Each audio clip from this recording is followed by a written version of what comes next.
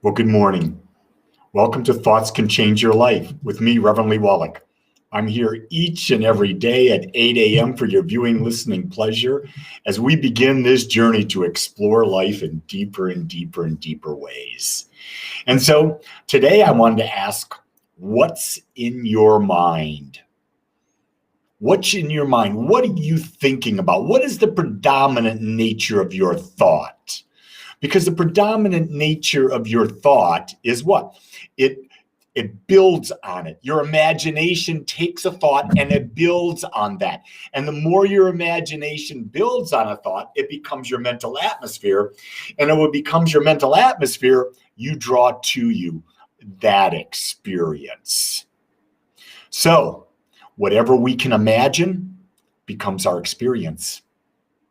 Whatever we're focusing on, whether it's conscious or unconscious, our imagination takes hold of what we're doing and it embellishes it. It creates bigger and bigger and bigger from it. Have you noticed that? Have you noticed that when you get a little fearful thought, all of a sudden, other fearful thoughts build and build and build and build and build on it? And when that happens, it becomes an environment that you're living in. And that environment that you're living in causes you to focus on things that match that environment. You get that? That's what's happening. Where we put our attention causes us to focus on similar things. It's the same thing as saying, I just bought a red convertible. Just bought a red convertible. And then what happens? Everywhere you go, you notice all the red convertibles. Because your mind is focused on it. Your mind sees everything, but it only brings into awareness that which you focus on. And so the same thing comes true as when you're creating your imagination, using your imagination to create. See, you can create any experience you want through the use of your imagination. But here's the key. Most of us don't consciously choose what we imagine. We allow the atmosphere of everything around us bouncing off of us. We allow that atmosphere to come in. So the news media is bombarding you with this information, this information, this information. And when you become attached to that information, you attract more of that information where your mind starts filling in around it. And when it fills in around it, you become a vibrational magnet for more of that. So how many of you are out there right now and are fearful? If you are fearful, you're going to attract more thoughts to fear. You're going to see more examples of what to fear in the universe. It's all about the idea of an average. In an average, there are points that go from 0 to 100. And there are points all through the 0 to 100. And they say, and what the media might do is they might say, okay, I'm going to talk about 70. I'm going to bombard people with information at the 70 level. But that information at the 70 level is only true for the people at the 70 level. It's not totally true for the people at the 100 level, at the 98 level. It's certainly not true for those people at the 50, the 40, the 30, the 20, at the 1 level. And you see, if you start buying that everything is at the 70 level, then you make that the focus of your life. Do you see where I'm coming from? Here's what I understand. You can be given data. And you can take that data and get it to mean anything you want. Because we interpret data. We put our focus on what we want that data to do. I was in the corporate world for 32 years. For 27, I was the director of financial planning and analysis for a company that had $2 billion of assets. And when asked by the president, can you find me data that supports this theory? Of course I can. I can skew data any way I want. Was I lying? No. I found the data that supported my theory. And that's what's happening all over the place. People use data. I use data that support my views. My friends use data that support their views. My sons use data that support their views. We don't have the same views, but we can justify anything. You see, how you use data depends on what you're trying to imagine. So what are you trying to imagine? Are you trying to imagine a life without fear? Yeah. Well, good morning, Steve. Steve took the values workshop on Saturday, and he's got a lot he's processing, insights, things and habits I'd like to shift. And you can shift. That's the key.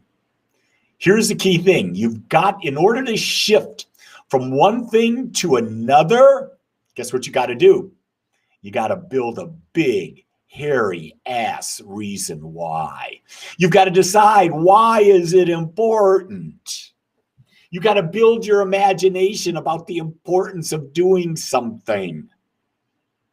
Anything you can do that with, any aspect of life, health, wealth, relationships, spiritual connection, travel, you name it. You can shift your beliefs about it. And once you've shifted your beliefs, bammo, Lori pops in, or you can manipulate, of course. Do you not think the media is manipulating us right now? Of course they are. I don't know why, but I'll bet you there's money behind it. How do we perceive the data of our past is what will create the vision of our future.